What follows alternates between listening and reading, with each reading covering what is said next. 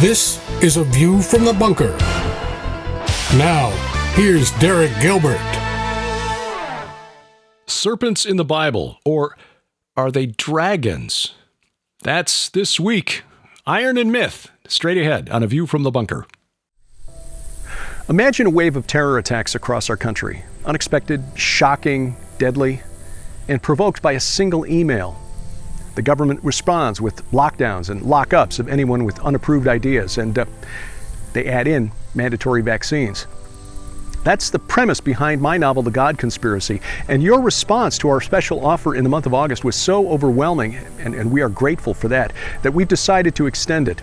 The God Conspiracy plus the theology behind the novel, 12 hours of our video teachings taken from presentations we've recorded over the last 5 years. 12 hours of video in all on 4 DVDs, all together, a $120 value. We're offering it to you during the month of September for just $35 plus shipping and handling. It's a compelling story that I hope you appreciate, but more than that, the video teachings on the long supernatural war in which we all play a part, from Eden to Armageddon. Take advantage of it now. Available online at the Gilbert House store, only gilberthouse.org, and we thank you for your prayers and your support. Dragons are make-believe, or at least that's what we've been taught. And yet the word for dragon shows up in the Bible a lot more often, dozens of times throughout Scripture. So God is calling them dragons. Why are we so reluctant to use that term? Where does it come from? Why the ancient world's fascination with serpents and dragons? And are some members of the spirit realm, God's throne guardians, serpentine in appearance?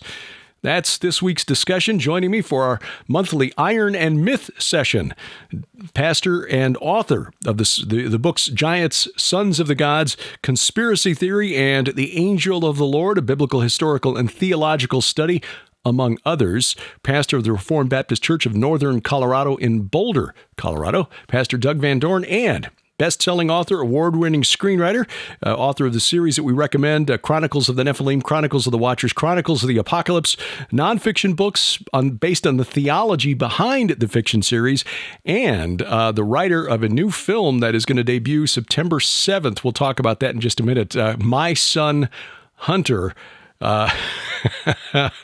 It's going to get him in trouble. Brian Godawa. Gentlemen, we're down a man tonight as Judd Burton is under the weather, but thank you for making time in your schedule to join us. First off, fellows, before we jump into the topic tonight, just a word of prayer. We did this prior to recording for our brother Judd Burton. He's a little under the weather tonight, so we'll be missing his insight and his expertise. But Brian, you're about to become the center of the maelstrom here very soon. September 7th, the movie My Son Hunter, which you wrote, will be released. As of just a few minutes ago, when I looked at the trailer again, it's been viewed 2.7 million times. Whoa, dude, seriously? Yeah. Oh, that's awesome. Actually, this is very relevant to our topic tonight, the serpent. Yeah. So, I'm excited about it, and it's getting around. It's causing some controversy and one of the reasons why is when you watch the trailer, it's really done well. You can see, oh, this is a quality movie. This isn't the typical, conservative, cheap, rip-off type things. This is a very unique edge to it. You can see it even in the trailer. We've got this satirical, comedic edge, but there's also facts, and it's done well. And so I'm excited about it. And yeah, it opens September 7th. People can pre-order it at mysonhunter.com. There's no theatrical release, of course, because no distributor in Hollywood would take that movie, right? Yeah. And then we ended up getting Breitbart.com to be the distributor. So, but as I understand, you can go pre-order the DVD or online, I believe. You can obviously watch it online when it comes out September 7th, but you can go to mysonhunter.com to get that information. And there was one thing I wanted to say about that. I got to say, it's really awesome that Lawrence Fox is playing that role, because he's an actor that I've liked for a long time, going back to his role in, one of the police procedurals from the UK. But he's... Oh, wow. So he's always been a really good actor. Now, what was the film or the series that he was in? Well, he was in Victoria. He played Lord Palmerston, who was kind of like the Donald Trump of 18th century England, you know? So he's kind of interesting.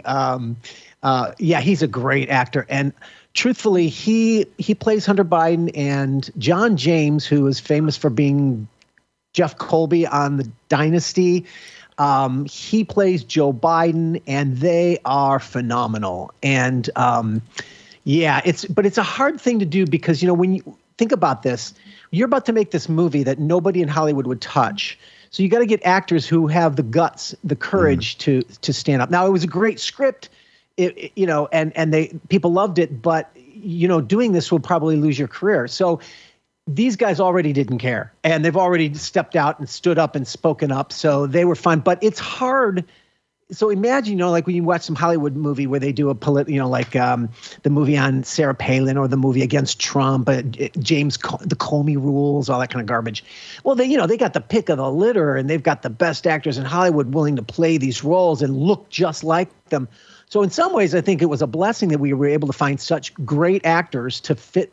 You know, you're not going to fit perfectly the look. The goal is not to look exactly like them. The goal is it's not even to reproduce all their little nuances. You try to do that, but it's to try to capture the spirit of a character and to make you be drawn in. Because John James, like Lawrence Fox, looks a lot like Hunter, but John James is a little bit huskier, obviously, than the thin Biden. You know, he kind of has a little bit of look, but being huskier, and he's got a huskier voice. That was my big concern. Is like, you know, he doesn't have that weaker voice that Biden has. But you know what? When you watch him, you get absorbed, you get pulled in, and you believe it. You believe it that he's Biden for this story, and he doesn't have to, you know, sound exactly like him in order to recreate a character with all his flaws as well as his strengths. Mm-hmm. Inspector Lewis was not to derail a conversation right there after some great commentary, but Inspector Lewis, it was driving me nuts, and I had to look it up. That was the show we used to watch over here. And the Frankenstein Chronicles with Sean Bean. So, you know, again, Lawrence Fox has done some really, really interesting things. But yeah, he's fantastic. In fact, he is the best in this movie of all the actors on there. You know, he is the best in terms of he captured the character that I wrote just phenomenally. You know, what I mean by that is it's not just, the emotional display, et cetera. The other element of this, it's a satire. And by the way, since our audience is, you know, predominantly going to be Christians, beware, it's rated R. There's language, sexuality, and a lot of drugs, a lot of language. There's no nudity, but there is all that stuff. But I always tell Christians, look, it's not for everyone. And if that's too much for you, fine. But if you can handle reading Ezekiel chapter 16 and Ezekiel chapter 23, where God describes, you know, Samaria and Israel and Judah, right? Mm-hmm. As the twin sisters getting raped and having sex with everybody on the street, you know, that kind of a thing. If you can handle that, you understand that the vulgarity, if it's properly used prophetically, it is the most potent image for communicating corruption, literally. I mean, and then of course that's what we're talking about is corruption, right? Mm-hmm. But it's a satire. And so what's so good about the Hunter character is, what's his name again? Lawrence Fox. Lawrence, yeah. Sorry. Lawrence Fox is so brilliant because he captures the seriousness, the pathos of that character, but he has comedic timing that's perfect because I wrote a lot of subtle sort of satire in there, right? And he picked it up and he just nails it perfectly. So he's got that wide breadth of pathos to comedy. And I think people are going to really love it. But yeah, beware. It is vulgar, but it is vulgar in a prophetic sense. So its ultimate goal is truth. Well, that's one of the reasons that Sharon and I, when we've recommended programs for Christians who want to understand where we're going prophetically, shows like Altered Carbon, which I think really illustrates the depravity of the transhumanist movement, or Westworld for that matter. What will humans be like when we think there are no consequences to our actions? That's what you get, but you can't you wouldn't want to sit children down in front of that and watch them because of the violence and the sex, which is gratuitous in the sense of the people. If these were real people, they were just living lives that have no real purpose or meaning because they think there is no real purpose or meaning and no consequences. So why not do anything and everything? Because otherwise, you live forever and you run out of things. You get bored. But and, there's something else too about this dealing with, and again, there's limits, and you can't, you don't want to be pornographic and all that. Right. So it's a gray area. But the idea is you have to accurately depict the sin or the depravity, or your message of redemption will have no power. Because and showing the self-destruction, where that leads to, that's the violence and the destruction of human beings and people. But that's the kind of thing that these kind of stories have the power to really communicate. And and we have to keep that in mind when we're watching this, because if you don't accurately depict that destruction or its consequences, then your message of redemption won't be believable to people. Yeah. Saved from what? Saved from having a good time is what, sadly, what most people think. 1970s TV villain, nah. Yeah. It's got to be a real villain. Yeah.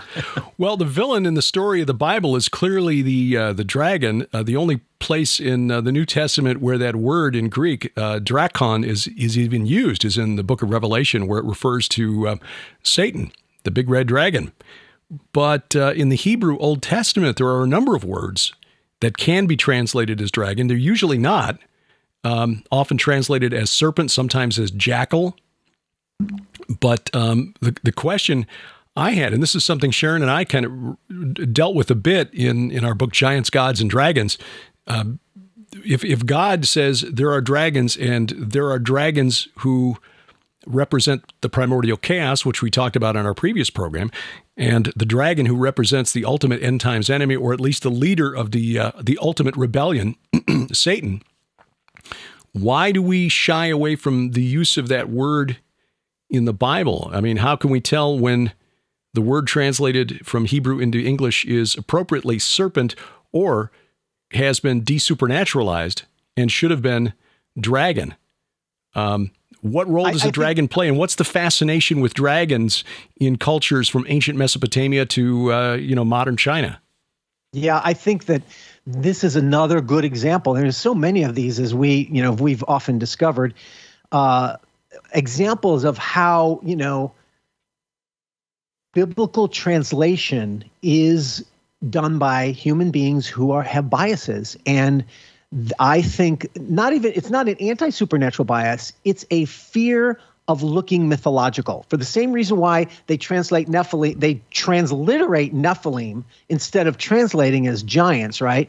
And this is another example, I think, that we see that a lot of these scholastic or academic translators, they're concerned of making it look too much like mythological literature. And of course, then they're missing the point of a lot of it, which is polemical, and intended to be symbolic. It's too bad. It's too bad. But that should be a cautionary tale for all of us, that we need to really be reading our English Bibles with caution, being aware that just what you read literally, because a lot of times I just believe what the plain reading of the Bible says. Yeah, well, unfortunately, the translation is not always a good plain translation, so you've got to be careful. This is one of those examples. I was reading Isaiah 34 today, and I'm a bit behind in my Through the Bible in a year. So those of you who do that and get behind, you're not the only ones. Even pastors. That's exactly right.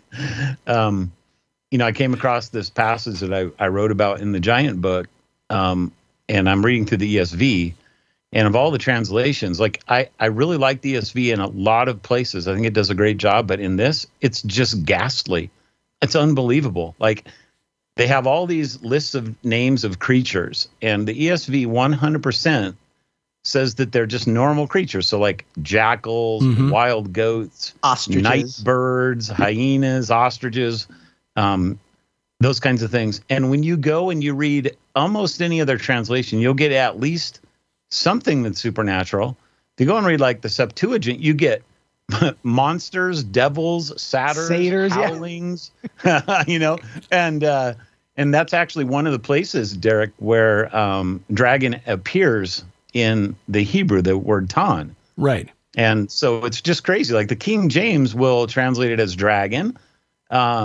Septuagint translates it as monsters or sirens. And then the ESV goes with jackals. And it's just, in some ways, it's inexplicable. But I was having a conversation with some folks in church today, and we were talking about how it is that we don't seem to realize that we as Christians can be just as influenced by the culture as anybody else. And, you've got all these big movements of the 19th century, the Enlightenment and rationalism and evolutionary theory, materialism, all these things. And it's like we pride ourselves because we're young earth creationists or whatever, that we can't possibly be influenced by that. And yet here we are demythologizing what's like explicitly mythological language. You even have the Lilith shows up in that passage, and they refuse to translate her. She becomes the night bird. That's just unbelievable. And Brian's written some great poetic sort of imagery of Lilith in his books, and it's just like it blows you away. But we're susceptible to the demythologization of the scripture, just like anybody else. I'm pretty sure that passage, or one of those two passages that address that. There's also the notion. It's the Lilith one. Which one is that? It's that's 34:14. Yeah. So I also read one scholar that talked about how that the other creature could possibly be a snake at the bottom of the tree, which would be relevant to Lilith because of Ningishita was the famous serpent that followed, Lilith around. And so, there's some of those clear references there. This is one of the reasons. Oh, go ahead. I was going to say, this is one of the reasons that Sharon and I, in our weekly Bible study, have taken to reading the Septuagint as we go through to see what the Jewish religious scholars who translated that version 200 years before Jesus was born thought about the Old Testament. And you're right. I'm looking at the Lexham English Septuagint, which is a modern rendering into English. And I'd never heard this phrase before. Demons will meet donkey centaurs, and one will cry out to another. Yeah. There, donkey centaurs will rest. Donkey centaurs? Yeah. Wow. I mean, not regular horse centaurs, but donkey centaurs. Yeah.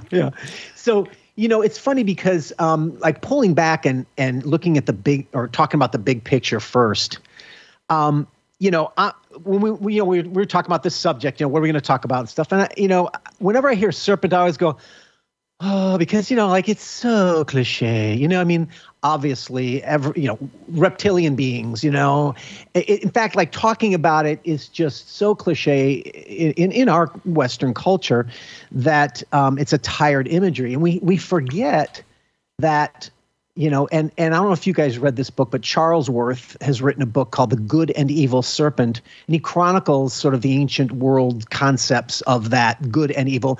And he's a humanist, and so most of what he points out is that we have to remember that the ancient Near Eastern world, the serpent was almost exclusively a positive image, and it represented knowledge and wisdom.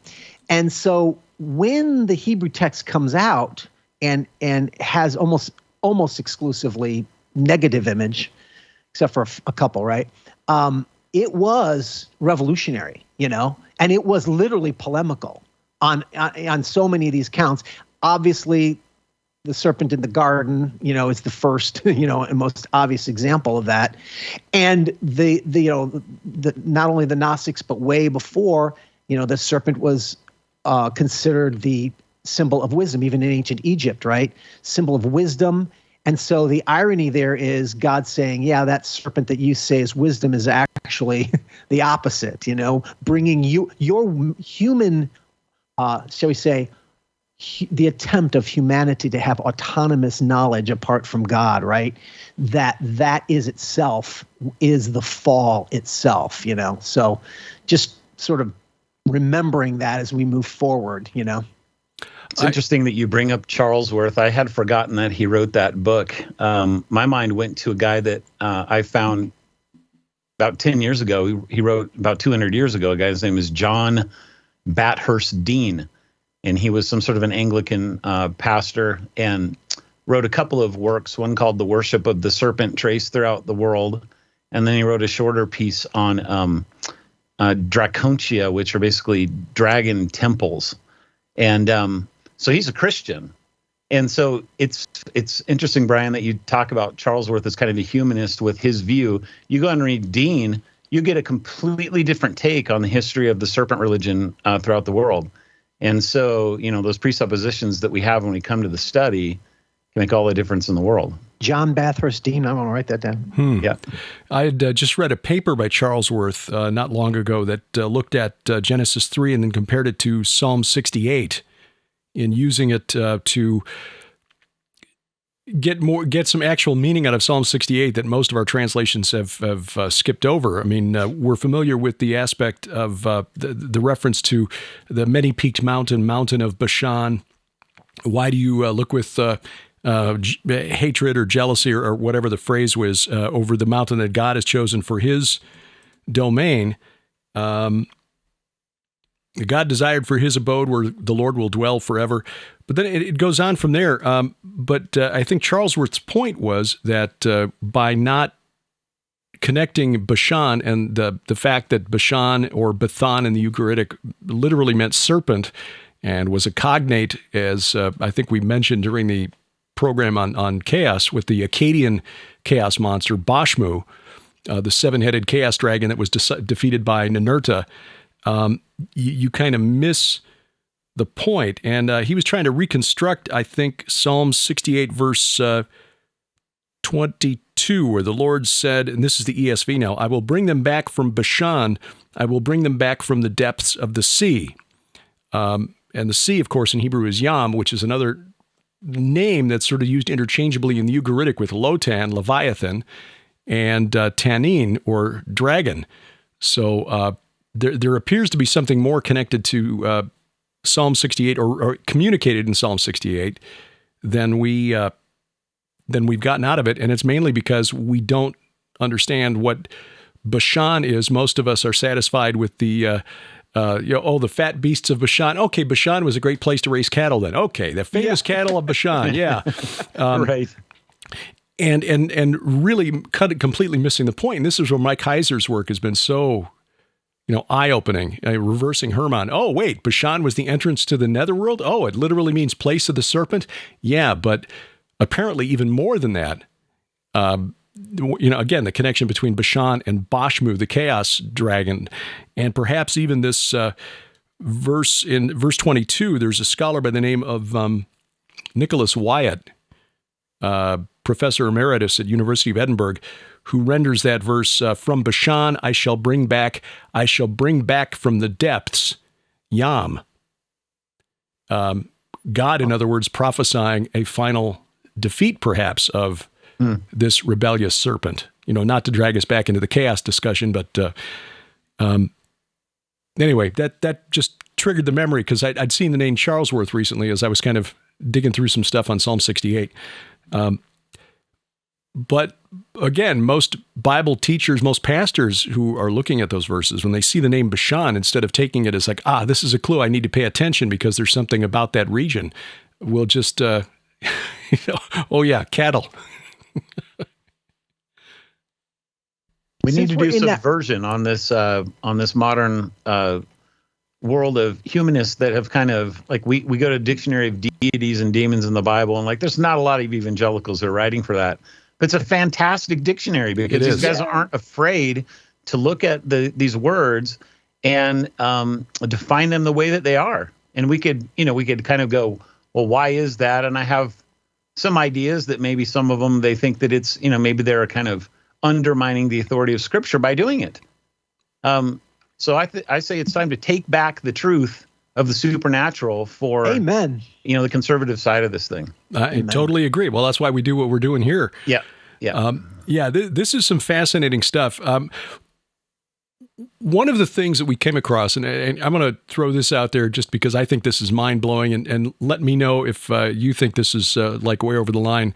We had the opportunity a couple of weeks ago to go to Albuquerque for the International Symposium on Archeology and the Bible, and it's led by the archaeological team at Trinity Southwest University and Veritas International University, Dr. Stephen Collins, Dr. Gary Byers, and others.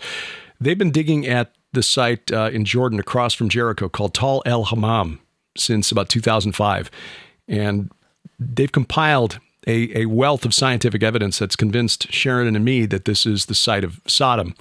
They've caught a lot of flack for it because the skeptics say they're just trying to prove the Bible. Other Christians say, well, it's in the wrong place. It's northeast of the Dead Sea. It should be southeast of the Dead Sea. Others say the carbon-14 is in the wrong time because you're saying 1700 BC, and everybody knows Abraham lived to 2000 BC. Instead of looking at this site that was 8 to 10 times bigger than Jerusalem, was important enough for an enemy to march all the way from modern-day Iran to go to war against it, and was destroyed by a blast from the sky that leveled everything in the Jordan Valley north of the Dead Sea. They estimate the wind speed that hit this city sitting on a hill about 8 miles northeast of the Dead Sea at about 700 miles an hour. I mean, that's like 3 times more powerful than the most powerful tornado ever recorded. And the two skulls that they found by I don't know if that's been published. I can't talk about that. They did find on the destruction layer at that city a white crystalline substance that was appearing every morning as they got to the site. It was leaching to the surface in the morning dew, and when they sent it off for chemical analysis, they found that it matched the composition of the salts and sulfates in the Dead Sea water 8 miles away. Exactly. So now suddenly you've got a scientific explanation for Lot's wife. But as I was, Sharon and I have been fascinated with that aspect of the story of Sodom because of the high number of dolmens that were found at the base of the city, and the fact that Moses and the Israelites got sucked into the worship of Baal Peor there, who appears to be a god of the underworld. And God was so angry about that he sent a plague that killed 24,000 Israelites. So God destroys the city for some reason. I don't think it had anything to do with their alternate lifestyle. And then 400 years later, when Moses and the Israelites start worshiping this God there at that site, which is surrounded by these megalithic monuments for the dead, and according to Psalm 106, it's because they're eating sacrifices offered to the dead, God sends a plague that kills 24,000 of them. And then Ryan Pitterson the other night, as I was talking to him, mentions this as he was looking through Deuteronomy 32, which was the Song of Moses that he sang before he died. And it was sung right in this region because they were at the plains of Moab just before he climbed Mount Nebo. And there are scholars going back now to Nelson Glick, who was one of the first archaeologists in the Holy Land after World War I. Actually, this was during World War II, October of 1943. He wrote a paper where he suggested that this site, Tal El Hammam, was the location of Shittim, where Moses and the Israelites camped. So in other words, they may actually have been camping up on the hill on top of where this temple was located, where, according to the archaeologists digging at the site, the 1,500 dolmens around the base were all oriented towards that temple. And then Ryan points out in Deuteronomy 32, verse 31, God condemning Israel for their unfaithfulness, for their rock is not as our rock, and that's capital R rock, talking about the rebels.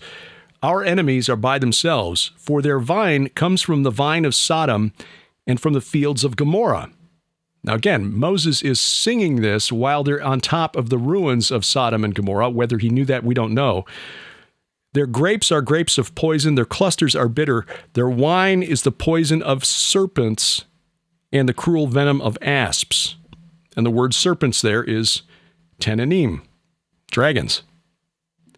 So, God perhaps prophesying an end to the rebellion and saying that those who have aligned against him are drinking of the poison of dragons. Now, is that perhaps stretching it a little bit? Is maybe Moses being picturesque in his language as he's equating rebellion against God to the poison of dragons? Well, so having not heard this before, but knowing the song fairly well, this song is really supernaturally charged. So this is the song with the sons of God. The whole Deuteronomy 32 worldview comes early in it. Right. You've got verse 17, him talking about these demons that weren't here before, and then the language that you brought up of the rock and the rocks. Mm-hmm. So the rocks are the gods. And then you have the language of angels coming later, I think verse 43, that Mike's also done a study on with the Dead Sea Scrolls. Rejoice with him, O heavens, bow down to him, all gods. Yeah. Right. So the whole thing is, from start to finish, supernaturally charged. There's just no doubt about that. So I would say that would be at least something in favor from the context to at least think about that idea. Sure. I mean, in Ezekiel 32, Ezekiel compares the Pharaoh of Egypt, the king of Egypt, to a dragon in the Nile. Yeah. And in Ezekiel 29 as well. And we've talked about that relationship between the king and the gods before, so there's that aspect of it as well. Yeah. Can I, if you don't mind, I'd like to talk a little bit too about the serpent motif, through Exodus, and Numbers. But of course, I just wrote my novel, Moses Against the Gods of Egypt. So I did a lot of research on Egypt and its supernatural context. And there's just some fascinating stuff. And, a lot of this stuff we already know, a lot of people know, but when you find out a lot of the Egyptian background, it also sort of enlightens things, like, for example, Moses' staff, right? We all know that story. It's really fascinating such.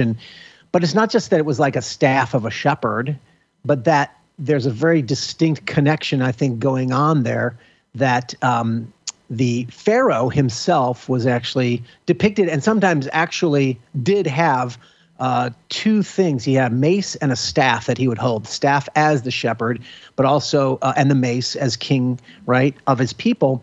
But the staff has to do with a reference, I think, to Pharaoh.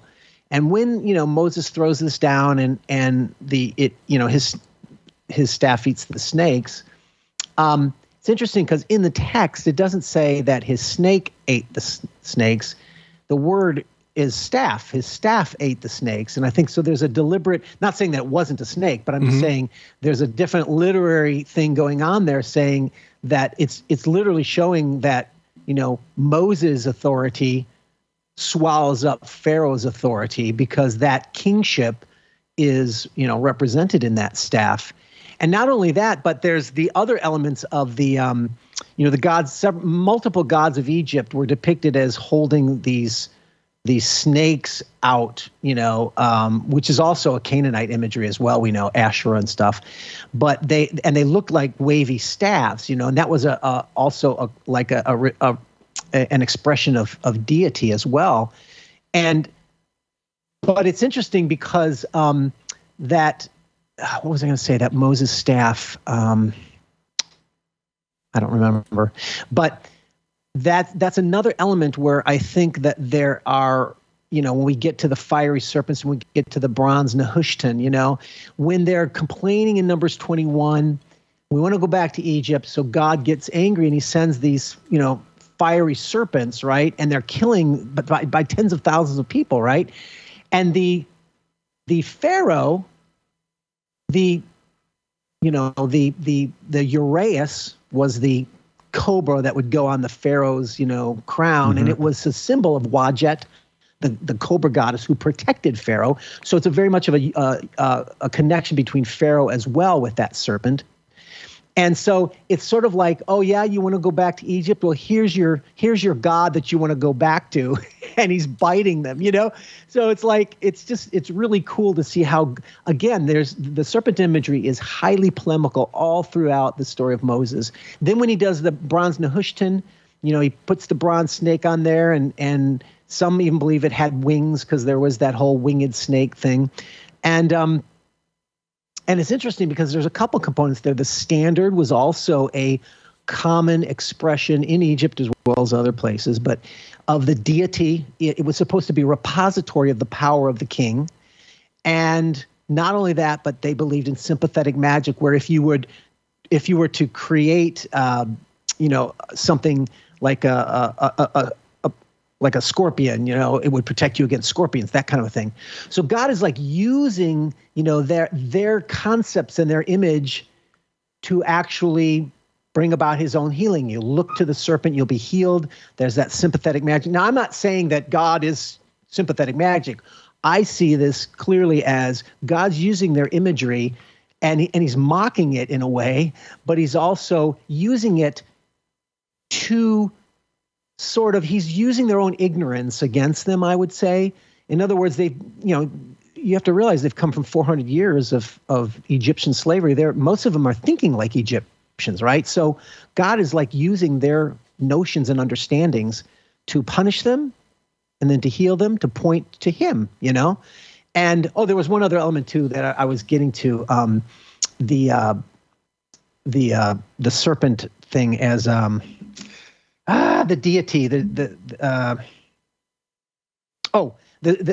serpent. I was mentioning how the gods would sometimes be depicted as holding these serpent staffs as well. That harkens back to Moses' staff, that again, not that Moses was a deity, but that God is using those understandings of deity.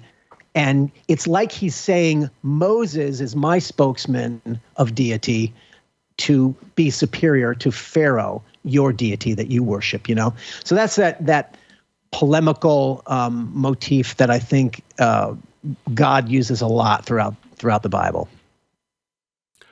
The serpent, just what does the serpent symbolize? And something that is kind of a basic question, but there's a lot of things that this creature has been used to symbolize. And you talked kind of about power and authority there. The idea that the serpent, the snake, sheds its skin is a picture of rejuvenation and renewal. So it becomes this image of life from death. Going to the way that Mike kind of thinks about Genesis 3:1 and using the verbal form of Nahash and as this divination sort of thing. So magic is super closely associated with them. And you just brought up the quality of magic there, Brian. Reminds me of Galatians 3:1, something that people don't often think about, but it says, "Foolish Galatians, who has bewitched you?" And the word bewitched there is beskaino, from where we get basilisk. And so if you think about Harry Potter, and the one where the snake looks at people, or you think about going older to Medusa and the power that it has to turn people into stone. I mean, magic has been associated with the creature for a long time. And of course, that's the other world, the other realm.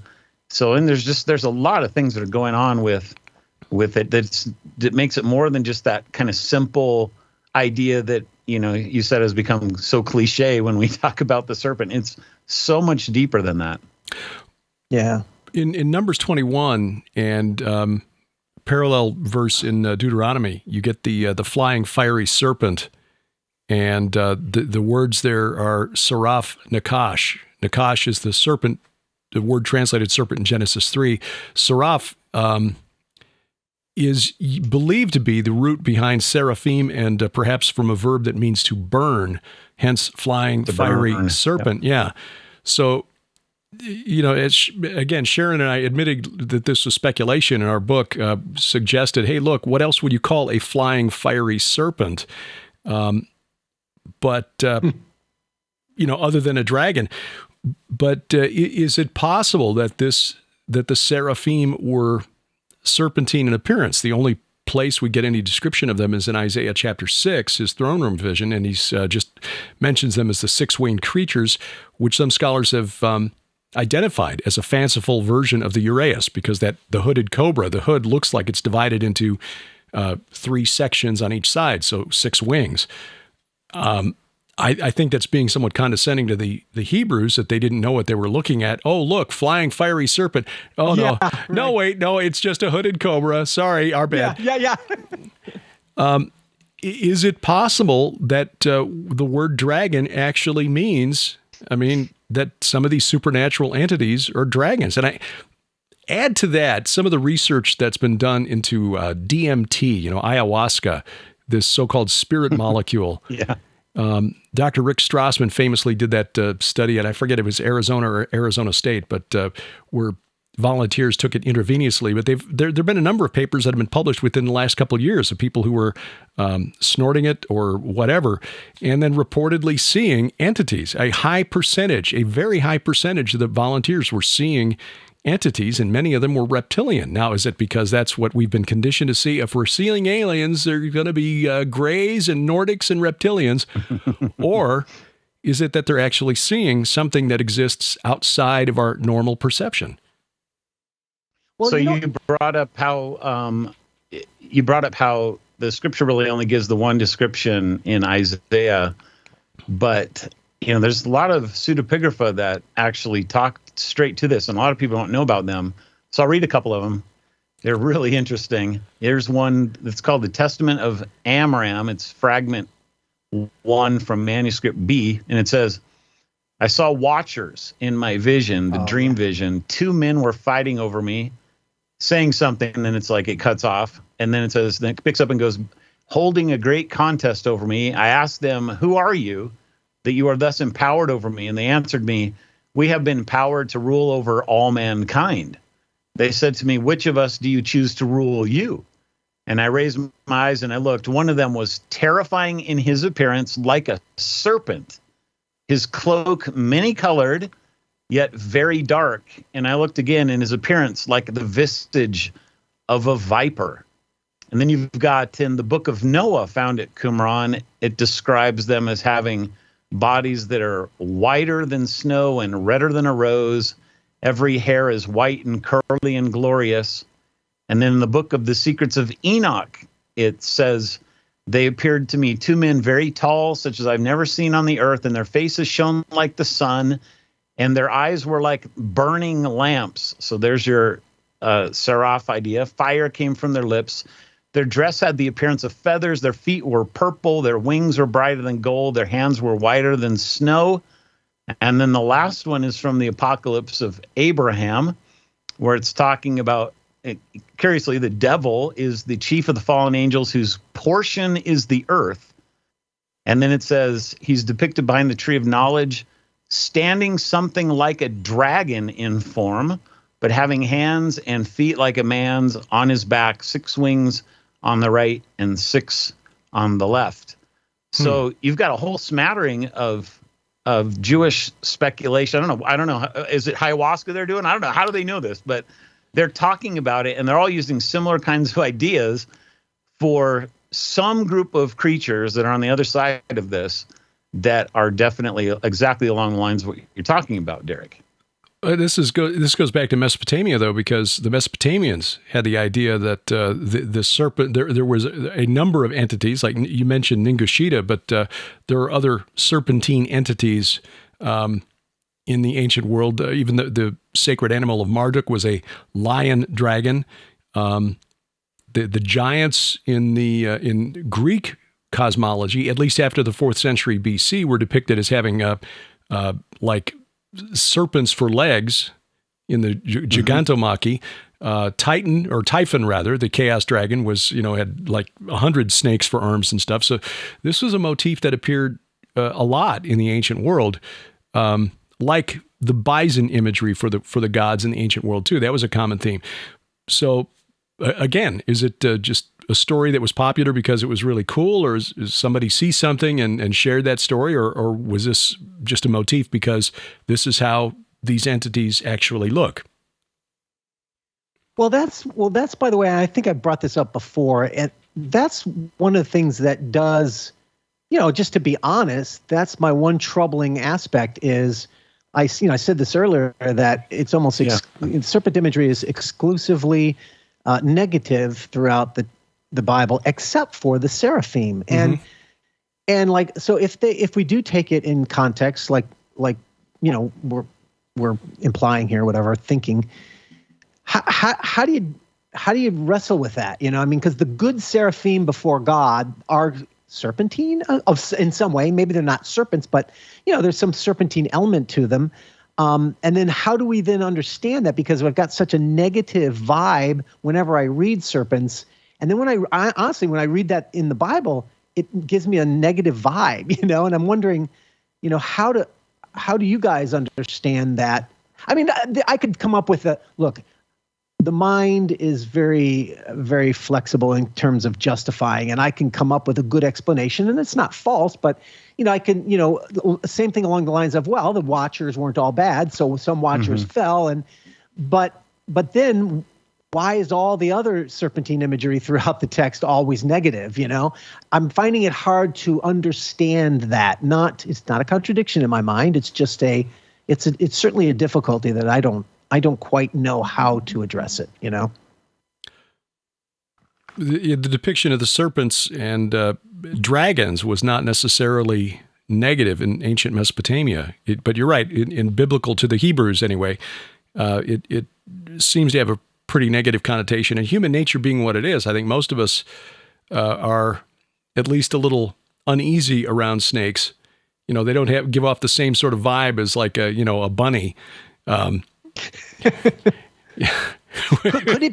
Could it simply be, like the best analogy I find could be, Aslan, that whole famous statement, is he safe? Oh no, he's not safe, but he's good. Right. So there's that mutual, that there's a dangerous side, and that's what that image is.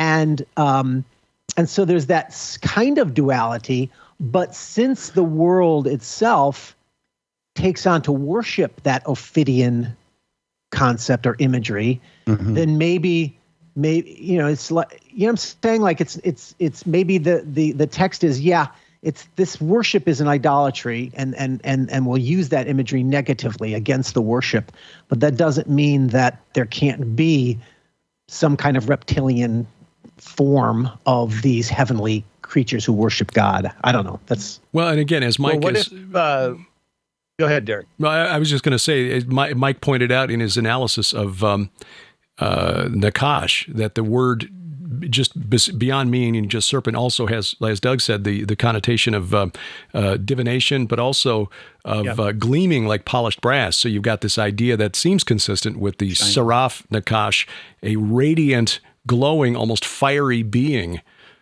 who again may have serpentine appearance. So, I like what you said, Brian. Like, instead of just going to kind of the simple thing of, well, okay, some of the seraphs are serpentine and they're good, and that's why. But that doesn't really answer the question of why is it so negative. So what if the idea is something along the lines of, this is, and I think about the Ouroboros with the Milky Way. So the Milky Way, the idea that this is the great serpent eating its tail. And where is that? That's out there. That's in that realm up there. And then you think about all the serpent imagery associated with the underworld. And where's that?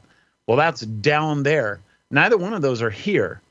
And so whenever you think about this, what's going on with serpent worship, it's worshiping something in the underworld or something in the hosts of heaven.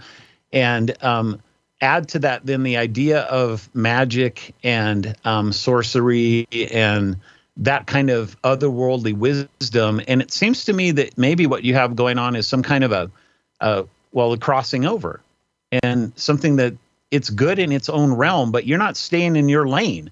And so because they didn't stay in their lane and we didn't stay in our lane, the serpentine imagery becomes a negative thing because it's bleeding over into this space where it doesn't belong. And that, ladies and gentlemen, is why we have DVD on this show. Because of the brilliance of explanation. Really, I mean, I thank you. That's a very helpful way to put it. I think that's right on. Let me throw this out, and this may be, just an illustration of the dangers of trying to do Bible study with Strong's Concordance.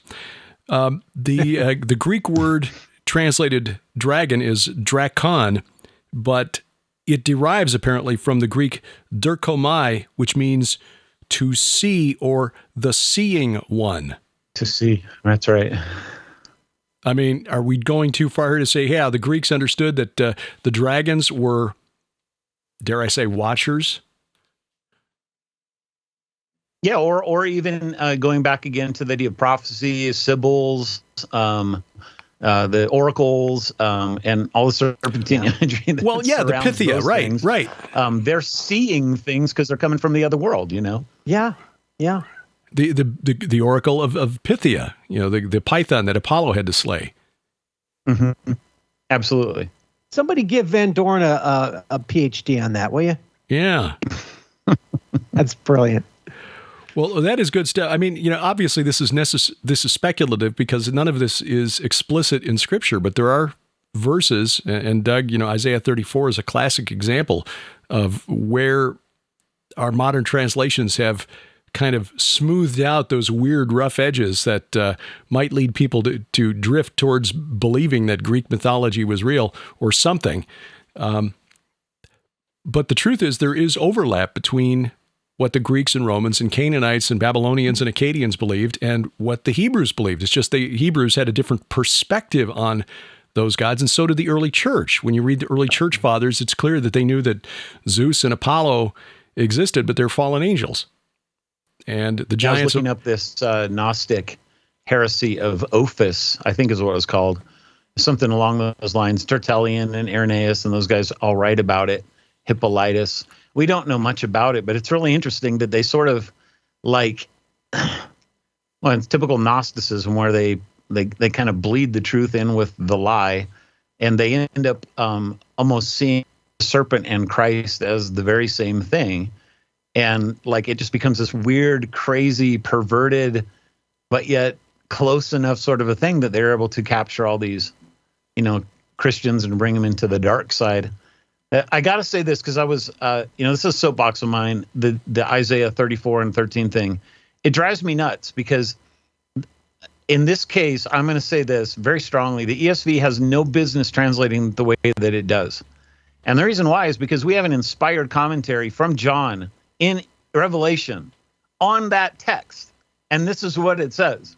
Yeah, Revelation 18:2. He called out with a mighty voice, "Fallen, fallen is Babylon the Great. She's become what? A dwelling place of demons, a haunt for every unclean spirit, a haunt for every unclean bird, a haunt for every unclean detestable beast." It's not that it's wrong to translate all of them. You know, it's like you don't have to translate all of them bad as supernatural because they're not all that way. There are definitely unclean animals and birds in it, but John is telling you that there are unclean demons, and he's literally using these texts to get you there. If we only knew how to read Revelation in light of the Old Testament, we might get that sort of a thing. Excellent point. Excellent point. I am highlighting that for when we get that far in our Unraveling Revelation series. Yeah. 153 episodes in, we're only up to Revelation 15. So, but we started with Genesis 1 because you can't get to the end of the book and understand it if you don't start with the beginning. And you're right; it's pretty clear. John knew what Isaiah and Ezekiel and Zechariah had written because it's clear. That's really good. Stealing that. This is fascinating stuff. We just look forward to the day when we understand it fully, which probably will be, in the new earth when I'm hoping, and I know Sharon is too, that we get jobs in the archives so that we can just spend eternity just reading the scrolls. Yeah, a lot of ancient scrolls that I want to be able to read. The Library of Gondor, where Gandalf goes. Yeah, Alexandria. Well, by the way, though, still talking about that Isaiah 13 and Revelation. By the way, the context of that passage is judgment on Babylon, and these are animals of the wilderness, of the desert, and we talked about how the desert was the place of chaos where Azazel was as well, right? And these are it's almost like if you read it, it's like he's saying, Babylon. I'm thinking of Isaiah 13. Babylon, you are a demonic force, and the demons are going to dance on your grave, because that word for wild goats, which, is satyr, right? Well, there are other passages in Leviticus where it's translated better as like goat demons. In other words, from the eyes of the Hebrew, to them, yeah, your satyrs that you worship, they're goat demons, Mm-hmm. And it's kind of like saying, yeah, these demons that you worship and that is everything that you are, they're going to dance on your grave, which is kind of like the way we say, like in today's political environment and such, where, if you give into the mob, if you try to appease the mob and you just think that the alligator is going to eat everyone else, but you're going to be the last one that it eats, and that's kind of the same concept there, So I find that, and so the point being that then Revelation is where it comes out more clearly. These are, the demons are dancing on Babylon. That gets back to something that Sharon and I have been doing some reading on here of late, and this gets back to Bashan and the significance of Jesus choosing not just to reveal his divinity at Caesarea Philippi, but actually beginning his ministry there at Bethany across the Jordan, at Bashan across the Jordan. Isaiah 40 verse 3 is translated, it's quoted differently in the New Testament than it's written in Isaiah. Isaiah writes, "A voice cries, 'In the wilderness, prepare the way of the Lord. Make straight in the desert a highway for our God.'" The voice isn't out in the wilderness crying out. The voice is saying, make straight the road through the wilderness. And when you combine that with Isaiah 9 and the prophecy that Matthew says Jesus fulfilled when he moved to Capernaum, the people who walked in darkness have seen a great light. Those who dwelt in the land of deep darkness, on them a light has shone, or deep darkness of dwelt in the land of the shadow of death. Matthew said that that was fulfilled when Jesus moved to Capernaum. But again, when he called his disciples from the north shore of the Sea of Galilee, Bethsaida, which was in that region across from the Jordan, surrounded by dolmens, and then from there, Satan took him into the wilderness and then took him up a very high mountain to show him all of the kingdoms of the earth. All of this, it seems to be a battleground, but is it possible then this wilderness related to Babylon is also connected to ancient Bashan and where Jesus began and declared his ministry and declared his divinity? It's interesting. Yeah, I think about as I've been going through Isaiah, he talks about over and over this road. There's going to be a road from Egypt to Assyria, that kind of a thing. And so I'm pretty sure that road's not going along the coast. It seems to me like the idea is exactly what you just said. Like it's going to go in these places that this path is going to be made straight, and that would be right through the wilderness. So, yeah. Well, something just struck me that that Via Maris, that Gentile of the nations, with the way of the sea, which Isaiah writes about. But where did Paul have the scales fall from his eye? Where did he have his Damascus Road experience? It's on the road to Damascus, yeah, which went right through Bashan. Israel. Yeah, he has to have been somewhere in that area, doesn't he? That's wild. Huh. Going to have to look up those verses and see if we can pinpoint where that took place. But that's where the road would have gone. The road that ran, connected to the Via Maris, ran right past Caesarea Philippi and Dan, and then went through Damascus onto Mesopotamia. Well, as you can see, you've been following this freewheeling conversation. This is what we do, digging into the Word, and every time we do, there's stuff that pops out that makes us go, "Why?" That I'm pretty sure that wasn't in there the last time. Boom. Yeah. Before you finish it, I'll give you this just maybe to put in the background of the Charlesworth thing. So the way that Dean ends his book after all this discussion of serpent worship all over the world, and he's been talking about these things called dracontia, which are serpentine-shaped temples. So they would be anything from a circular stone that then it has winding stones around it that are all over the world to, some features that are like that. And he goes, the existence of dracontia proves the ancient prevalence of serpentine worship, and the prevalence of such an idolatry proves the truth of Holy Scripture. And then he says, this universal concurrence of traditions proves a common source of derivation. And the oldest record of the legend must be that upon which they're all founded. The most ancient record of the history of the serpent tempter is the book of Genesis. And the book of Genesis, therefore, is the fact from which almost every superstition connected with the mythological serpent is derived. I don't know that modern scholars would appreciate that, but as a Christian guy who's doing this kind of work 200 years ago, that was kind of his starting point, and that was his finishing point too. It's interesting when you look at the work of the archaeologists who went into the field in centuries gone by, literally with a Bible in one hand and a spade in the other. And to an extent, some of the most successful archaeologists today are doing the same thing. But we've had a lot of fun reading through Palestine Exploration Fund reports from the mid to late 19th century. You might be the only person that's ever said that in history of the world there, Derek. I mean, there's a dig going on in Jordan along the Zarqa River, which is south of the Sea of Galilee. It's the river along which Jordan wrestled with the angel of God.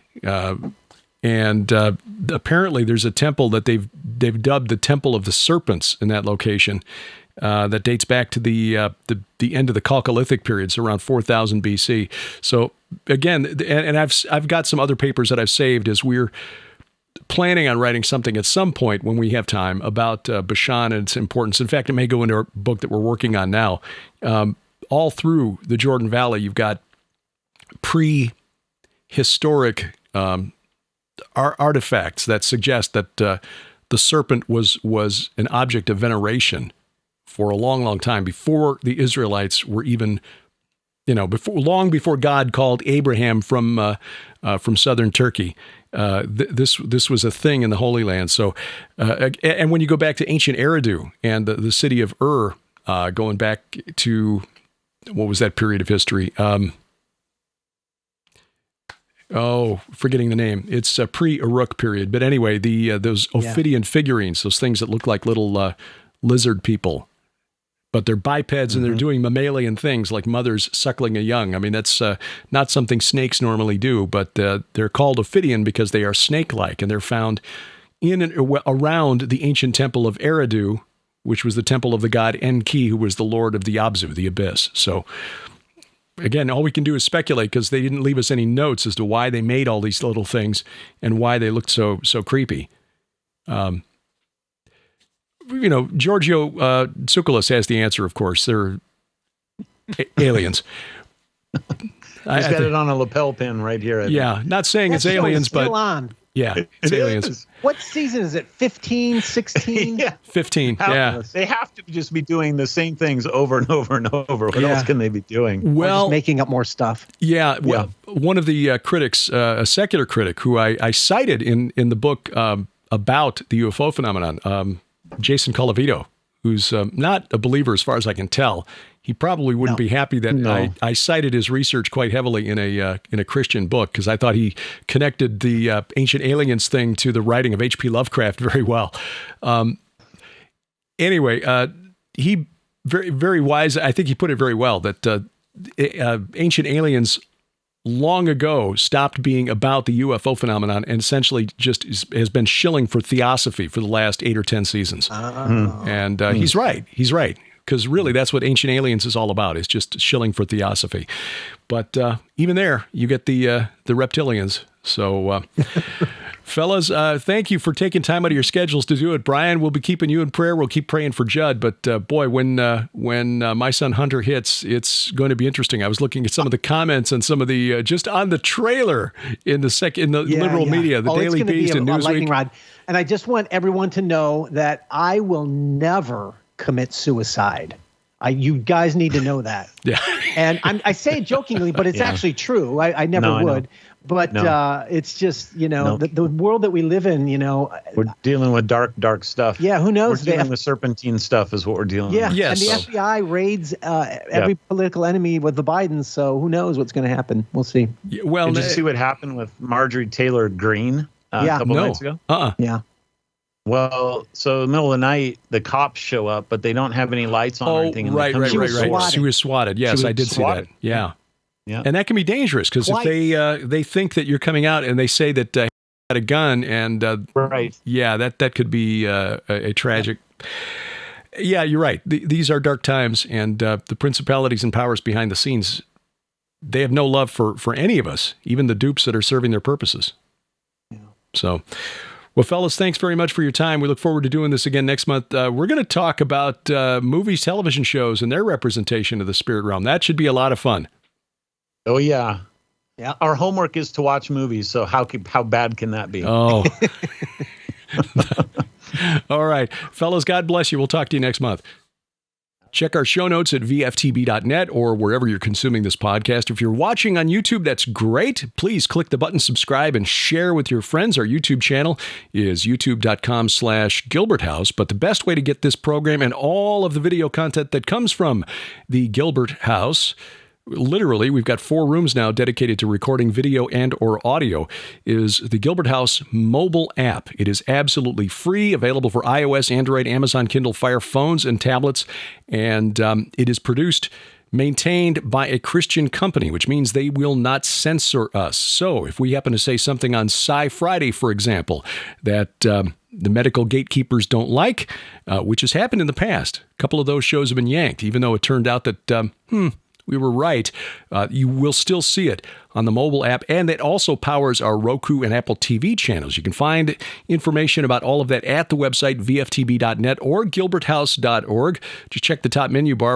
All the websites look pretty much the same, using the same template for all of those to make it easy for Sharon and me, because we record and produce all of the video content, maintain our own websites, run the store. I'm the one who takes the stuff from the store to the post office every morning. So we appreciate things like that make our lives easier. But anyway, check the notes for Doug, Brian, and Judd's web links, and keep an eye out for My Son Hunter coming in just over a week. This ought to be interesting to see how the mainstream media deals with that. Well, we've got a couple of conferences to tell you about. Actually, one to tell you about, as it is coming up in just a month. It's almost incorrect to call it a conference. More accurately, Advanced Supernatural Warfare Training. That's the official title of the weekend. We'll be gathering together in Sharon's old stomping grounds, really just downriver from where she grew up in Madison, Indiana. This is just across the river from Louisville in Jeffersonville, Indiana, October 14th through 16th.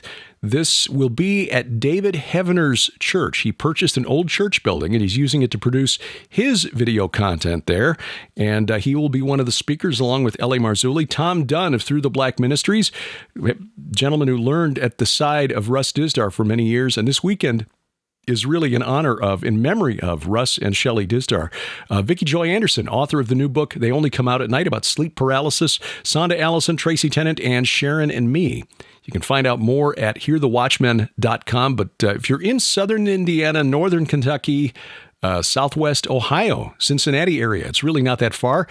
Even southeast Illinois, say around Carmi, Harrisburg, just hop on 64, shoot across to the Louisville area, and you're there. Again, all the information online at hearthewatchmen.com. We communicated a bit with Lipkin Tours recently, and we are starting to see some good numbers signing up. We've got more than one full busload already for our tour of Israel, March 19th through 30th of 2023. You can get information there at our website, gilberthouse.org/travel. Which includes a couple of links to the videos that we produced, our travelogumentaries following the tours in 2018 and 2019. So you can rent them. We've got a new streaming video site, a video on demand site, where you can rent those for 7 days, watch in full HD as we take you through the Holy Land. The 2018 tour also goes over to Sardinia and shows you the tombs of the giants there. And you can rent those for as little as $3 for 7 days. So to give you an idea what a tour of Israel is like when you go with the Gilberts. Again, more information online at gilberthouse.org/travel. travel. Thank you for taking time out of your schedule to listen or watch wherever you are consuming this podcast. Please remember, the audio-only version of the podcast is just about everywhere that podcasts are distributed. Apple Podcast, Google Podcast, Amazon Music, iHeartRadio, Spotify, Spreaker, Stitcher, wherever fine podcasts are sold. Our announcer is DC Good. And A View from the Bunker is a production of Gilbert House and released under Creative Commons Attribution, Non-Commercial, No Derivatives 4.0 International License. We do this because we wrestle not against flesh and blood. I'm Derek Gilbert, and this is A View from the Bunker.